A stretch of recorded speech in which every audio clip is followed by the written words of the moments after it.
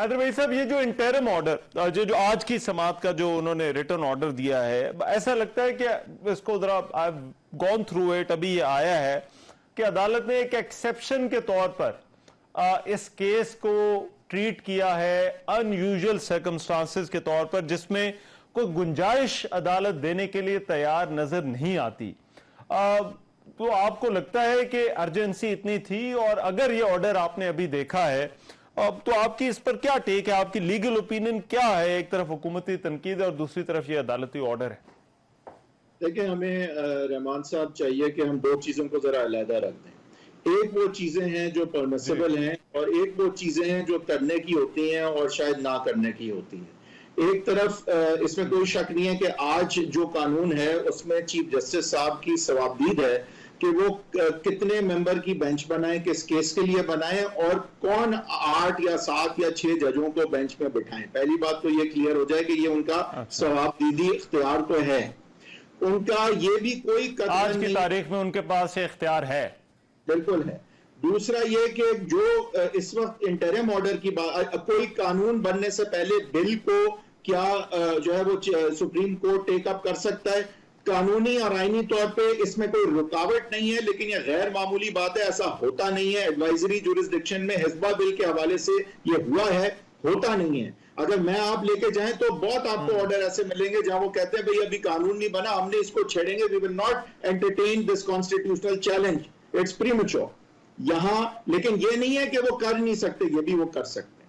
Problem क्या है कि ये सारी चीजें जब आप इस पस मंजर में करते हैं, जिस पस मंजर में आप कर रहे हैं, तो तासुर ये मिलता है कि ये एक सुप्रीम कोर्ट डिवाइडेड है। आप डिसेंट से और दूसरे जज साहिबान जो हैं उनको एक्सक्लूड करके कोई स्ट्रेटेजिक रीजन की वजह से कर रहे हैं। क्यों कर रहे हैं आप उन्हें एक्सक्लूड? क्या आप उनकी डिसेंट जो है नहीं चाहते? क्या ये जो 8 जजेस की आपकी मेजोरिटी है वो डिस्टर्ब इससे? क्योंकि देखें ना, चीफ जस्टिस के पास 8 जजेस की मेजोरिटी है, उन्होंने डेमोन्स्ट्रेट कर दिया है। तो अगर ये 15 मेंबर की फुल कोर्ट भी बनती तो भी फैसला वही होना था, लेकिन डिसेंट्स आती, फर्क ये है।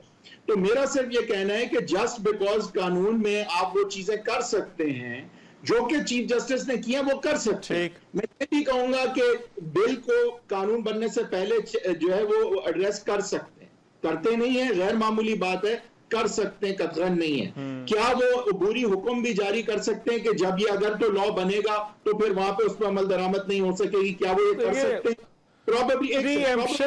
देखिए, प्रीएम्पशन एक लीगल प्रिंसिपल के तौर पर हमने देखा है बहुत सारे केसेस के अंदर होता है। स्टे ऑर्डर का बेसिकली कॉन्सेप्ट ही कॉन्सेप्ट ही ये है। देखिए, हम जो है ना बिल्कुल, लेकिन मैं ये चीजें इनसे आगे बढ़े।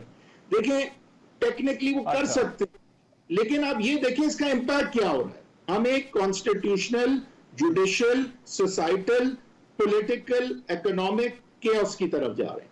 और ये जो एक जो खाका जो है वो खिंच रहा है वो ये कि ये सुप्रीम कोर्ट कंप्लीटली डिवाइडेड, आगे जाके ये क्या किस तरह से ये 7 जज अलग तो नहीं बैठ जाएंगे, अभी तो ये डर है। तो सुप्रीम कोर्ट में इस वक्त जरूरत इस बात की थी, कतई नजर इस अबूरी हुक्म की या इस केस की भी, कि सुप्रीम कोर्ट में जो डिविजन्स हैं वो इस इदारे को तबाह ना कर दें, कहीं खुदा ना करे। क्योंकि पाकिस्तान, आप ये कह रहे हैं कि अनयूजुअल सर्कमस्टांसेस तो हैं, लेकिन दूसरी तरफ भी कंसीडर हो सकते हैं, क्योंकि देखिए दूसरी तरफ है कि पॉलिटिकल सवाल, मैं महदूद बात कर ही नहीं सकता। जिस नहज पे मुल्क खड़ा है, जिस नहज हमारा इदारा खड़ा है, ये महदूद बातें हैं। ये अबूरी हुक्म कर सकते थे, नहीं कर सकते थे, जिस तरफ ये बात जा रही है ये बहुत छोटी बातें हैं। ये अबूरी हुक्म बिल्कुल छोटी बात है, ये हम इससे बहुत आगे जा रहे हैं। आगे क्या होने वाला है ये पेश खैमा भी नहीं है उसका। तो ये हम बहुत छोटी महदूद बात कर रहे हैं। ये इस पे महदूद अपने आप को करके कि ये हो सकता था या नहीं, कानूनी तौर पर हो सकता था, होना चाहिए या नहीं, क्या बाकी जजेस को एक्सक्लूड करना चाहिए था या नहीं, उसके दूररक्स नताइज हो सकते हैं, वो ज्यादा अहम बात है। मेरे ख्याल से इस ऑर्डर में जो कुछ भी है वो कॉन्स्टिट्यूशनली परमिसिबल है। क्या कॉन्स्टिट्यूशनली इस पस मंजर में करना विजडम था या नहीं, वो एक अलग बात।